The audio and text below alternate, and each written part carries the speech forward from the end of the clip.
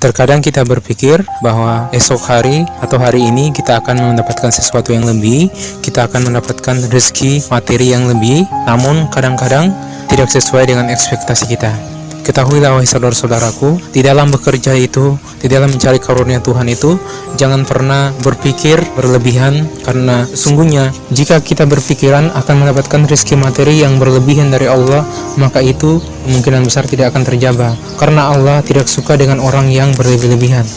Allah itu pasti akan mencukupi kebutuhan kita, namun belum tentu dengan keinginan kita. Kadangkala kita manusia lupa membedakan mana kebutuhan dan yang mana keinginan. Ketahuilah wahai saudara-saudaraku, kebutuhan itu pada saat awal manusia lahir ke muka bumi, pada saat dia melihat dunia, disitulah awal ditakarnya rezeki seorang hamba tersebut hingga menjelang ia wafat. Maka setelah ia wafat, disitulah rezekinya berakhir. Maka jangan takutlah Anda akan miskin, sebaliknya jangan pula Anda berpikir untuk kaya.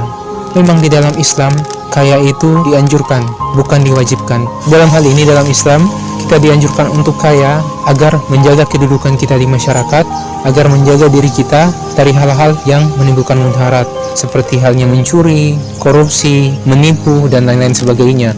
Maka dengan kekayaan yang berkah yang diberikan oleh Allah Subhanahu wa taala, maka niscaya kita akan terhindar dari hal-hal tersebut jika memang kita mempergunakan harta kita di jalan yang benar sesuai dengan tuntunan syariat Islam. Maka wahai saudara-saudaraku, syukurilah rezeki yang diberikan Allah hari ini, karena ingatlah suatu hal, bahwa rezeki dari Allah itu tidak akan pernah tertukar. Hanya kita manusia aja yang berpikir bahwa pendapatan hari ini kurang, pendapatan esok hari mungkin lebih besar, karena Allah merahasiakan segala sesuatu, termasuk diantaranya adalah rezeki manusia. Maka pahamilah wahai saudara-saudaraku, jangan pernah mengeluh, tetap konsisten bekerja, namun jangan lupa Anda beribadah. Ingatlah waktu beribadah dan bekerjalah dengan sebaik-baiknya. Hindarilah hal-hal yang bisa merugikan Anda dan merugikan orang lain, dan tetaplah bekerja di jalan tuntunan Islam, dan hindarilah pekerjaan-pekerjaan yang membawa kepada kemudaratan. Insyaallah hidup Anda akan berkah, karena nikmat yang paling indah itu adalah ketika kita mampu jujur, mampu berguna bagi orang lain, dan mampu bersyukur atas nikmat Allah. Meskipun di mata kita itu sedikit, namun itulah rezeki yang diberikan oleh Allah hari ini. Jadi jangan pernah mengeluh. Insyaallah segala sesuatu yang kita butuhkan pasti dipenuhi oleh Allah Subhanahu wa taala. Wahai saudara-saudaraku, ada dari sebagian kita mengatakan, hari ini pekerjaan saya lagi terhambat, kemarin juga seperti itu, dan beberapa hari ini seperti itu.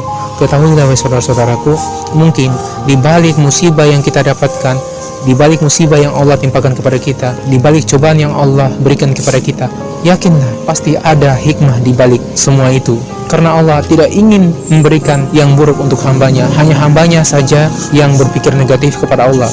Maka mulai hari ini berpikir positiflah kepada Allah Subhanahu wa taala, karena Allah itu berdiri di atas prasangka hambanya. Meskipun Anda ditimpakan musibah, belum tentu musibah itu adalah keburukan untuk Anda, karena boleh jadi dengan musibah itu Allah ingin menunjukkan sesuatu kepada Anda, bahwa sesungguhnya apa yang ditimpakannya itu adalah sesuatu yang telah ditetapkan untukmu, dan itu pasti musibah yang benar-benar untuk mencoba seberapa kuat imanmu, seberapa teguh hatimu, dan seberapa tabah Anda menghadapi segala sesuatu.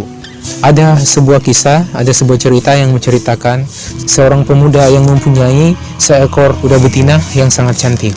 Si pemuda ini sangat sayang kepada kuda betinanya ini, hingga lupa dia memanjakan kuda betinanya ini seperti memanjakan keluarga sendiri, saudara sendiri, atau bahkan ayah dan ibu sendiri. Dan pada suatu hari, ternyata naasnya kuda betina sang pemuda ini hilang, entah kemana hilangnya, dan para tetangga-tetangga pemuda tersebut mengatakan kepada sang pemuda, "Wahai pemuda, betapa sialnya hidupmu, kuda kesayanganmu yang paling cantik, yang paling kau sukai, bahkan seperti cintamu kepada keluargamu telah hilang dan entah kemana." Nah, beberapa hari kemudian, akhirnya sang kuda betina pulanglah ke rumah pemuda tersebut. Dengan sangat gembira pemuda tersebut, hingga ia lupa bersyukur kepada Allah Subhanahu wa taala. Nah, ternyata si kuda pemuda ini membawa seekor kuda jantan yang lebih gagah daripada kuda betinanya yang cantik ini. Nah, pada saat itu pula akhirnya tetangganya mengatakan kepada sang pemuda, "Wahai pemuda, ternyata sangat beruntung hidupmu hari ini. Sang kuda betinamu ternyata membawa seekor kuda jantan yang lebih gagah dan lebih cantik daripada kuda betinamu."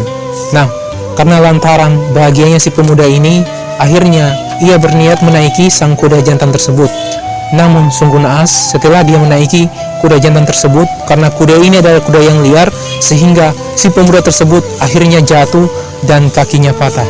Nah, kembali para tetangganya mengatakan kepada sang pemuda, "Wahai pemuda, alangkah sial hidupmu, ternyata kuda betinamu ini adalah kuda pembawa sial." Nah, disitulah sang pemuda kembali menjadi sedih, dan dia berpikir ternyata kuda yang dipeliharanya selama ini adalah kuda pembawa sial.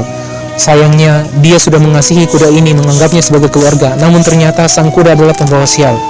Nah, setelah beberapa hari kemudian, ternyata satu kampung di daerah pemuda tersebut diwajibkan oleh sang raja untuk mengikuti peperangan, terjun ke medan jihad, karena negeri mereka telah diserang oleh musuh, sehingga semua pemuda yang sehat diwajibkan harus ikut ke medan perang.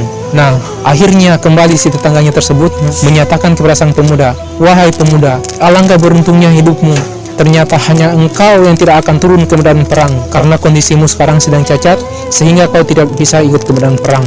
Karena kita sang raja mengatakan bahwa hanya laki-laki yang normal saja, pemuda yang normal saja yang bisa ikut ke medan perang. Nah, dari kisah ini kita bisa menarik kesimpulan, wahai saudaraku, ternyata apa yang kita pikirkan, apa yang dinilai orang lain, apa yang ada di unek-unek kita, apa yang ada di benak kita, boleh jadi tidak sesuai dengan kenyataan, tidak sesuai dengan ekspektasi, tidak sesuai dengan harapan, dan tidak sesuai pikiran kita dengan kenyataan yang akan terjadi. Dan ternyata Allah itu selalu punya solusi, selalu punya fadilah, selalu punya pengajaran, selalu punya hikmah di balik sebuah musibah.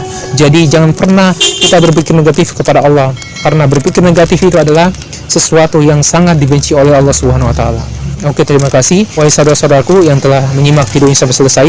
Semoga video ini bermanfaat. Saya akhiri video ini dengan ucapan wassalamualaikum warahmatullahi wabarakatuh. Sampai berjumpa di next video. Thank you.